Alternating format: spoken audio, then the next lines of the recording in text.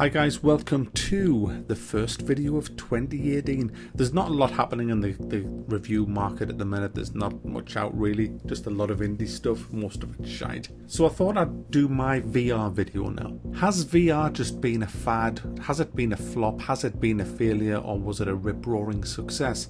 Well, from someone who's had VR for a few years now, starting with the DK2 and then getting the CV1, I'm kind of qualified to answer that question. Is it worth buying? That's another one I'll maybe have a stab at. Personally speaking, I don't think VR has been the hit that it should have been, and I totally blame the developers of the games, not the developers of the actual Rift or the Vive. I think that, or the Vive, I don't know how you pronounce it, who cares.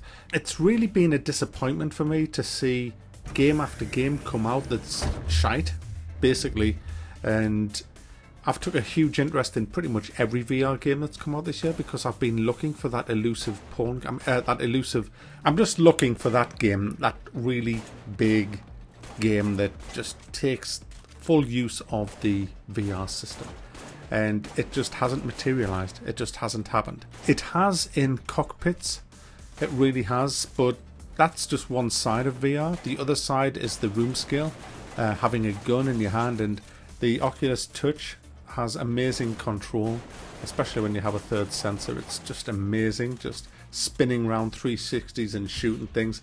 But once you've shot one set of enemies in a game, you've done it in all the games because they are all the same. It's all about this teleportation mechanic with waves of people coming at you to shoot. It's kind of like a very, very basic Operation Wolf. That was that arcade game from the 80s where you had that machine gun, like an Uzi, on the top of the machine, and you'd actually grab that and shoot things on the screen, you know. And yes, it's fun, it's great for 15 minutes, and then it's like, oh yeah, okay, I shoot them and then more come, and then I shoot them and then more come. Oh, here's another VR game. Oh, what do? Shoot them and more come, and shoot them and more come. Oh, and you reload by whacking the gun down and back up again. Yeah, you do that. And nah. Stop making wave shooters, will you? Because no, just stop. There is so much more you can do. Why aren't we having a shitload of flight sims? Why aren't we having a shitload of space sims and driving games? What the hell? It is an amazing experience. I'm going to talk about them games first. I think the reason I bought the Oculus, by the way, and not the Vive, is because I've heard a lot of people say that the distance text and the distance objects on the Vive are blurry compared to the Oculus Rift. It has a bigger field of view on the Vive, but it just doesn't have that clarity that you need when you're playing games like Elite and driving games and things like that. I've got pretty much clear vision completely in the Oculus at near and far, and you need that. You just need that, especially when you're reading a lot of text on the screen. So that's why I bought the Oculus Rift. I'm not saying that it's better than the Vive. I mean, the Vive is definitely better at room scale. The trouble is, room scale sucks. There's just nothing really good out there. I'll tell you what's good. That's a bit too general. Superhot VR is very, very good. It's very, very good. That is one of the best, if not the best, room scale game that I've ever played. I should really wab that. I'll probably try and wab that if I can. If I haven't, have I not already? No, I haven't. I've wabbed Superhot. I haven't wabbed the VR. It's a really good game. But I think my best two games that I have, in fact, I know my best two games I have, and I've got about 50 VR games, and the two best games are Elite Dangerous and Project Cars 2. Nothing can touch them. They are just amazing. Just sitting down in a cockpit of a racing car and going flat out round a circuit is just exhilarating, especially when you've got a wheel and pedal system as well. There's nothing like it. Nothing like it at all. It's not a fad. VR is not a fad. It's just been misused with a lot of these shit games, and you know, a lot of people cashing in on shit games. It's worth it only if you only ever play Project Cars and Elite Dangerous. It's actually worth. That's all I bought it for.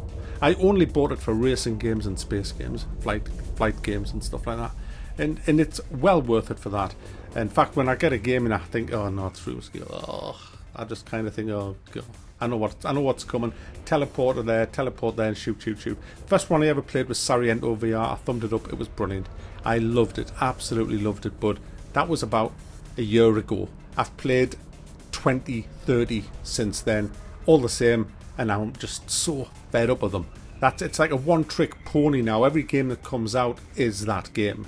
You know, Arctica 1 looked great, but it was that game. It was just that game again. And I'm just like, oh God, no. There's a few that offer something a bit different. Robo Recoil, for example. I loved that game. That's a wave shooting, teleporting game. However, it adds that little bit extra. You can grab the enemies and rip them apart with your hands and then throw them away. And that added just the excitement I needed. There was nothing like just turning around, grabbing a robot by the throat and then ripping its head off with your other hand. That is great stuff, then throwing it at another robot. That was fun. Great fun. So, yeah, innovate a bit with stuff like that. Now, you can also do tower defense on the Oculus Rift on VR, and it is quite an experience playing Defense Grid 2. The maps is different as well, I believe. You can just put your face right up to them and just look right at them. You can almost eat them. You know, the little monsters and the little robots that's coming around, and you see your turrets. The detail is tremendous. You're like a huge giant over the map, and it is weird doing that. I prefer it non-VR. I think it's kind of a bit of a gimmick, but it is quite amazing if you haven't done it before. It's quite amazing to play a tower defense game in VR. There's a lot of games that could lend itself to VR, but that doesn't mean that you should do it. I mean, horror is obviously a huge thing. I mean, it is so scary in VR. I get terrified. Absolutely. I don't think I could ever play a really good horror game on VR. It would be just too terrifying because you are there. You are in the game. You are actually in... This is why I want Paul. No, Mac. You are in the game. You are in that game, guys. You're just in that game. And when something's coming towards you, I'll confess, I got this little Christmassy game where you throw snowballs at kids.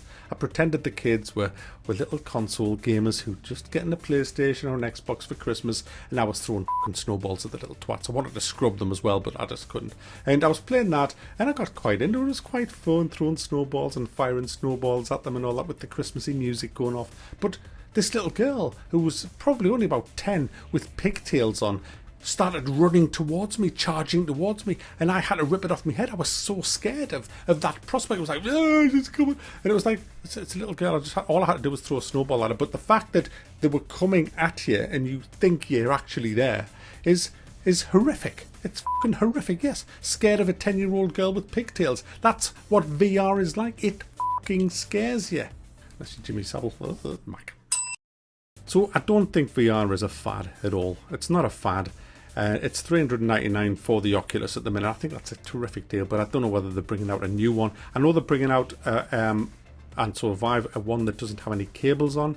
A standalone one, doesn't even need a PC. It uses your phone. I know that's coming out next year, but I don't know what else. Do I think it's worth it? It's definitely worth it. It's definitely worth it. And can I just say, this isn't a sponsored video. Let me just say, I know I did do 2 sponsored videos for Oculus Rift, but can I just say something on that subject, because it's ridiculous the amount of shit I got over that.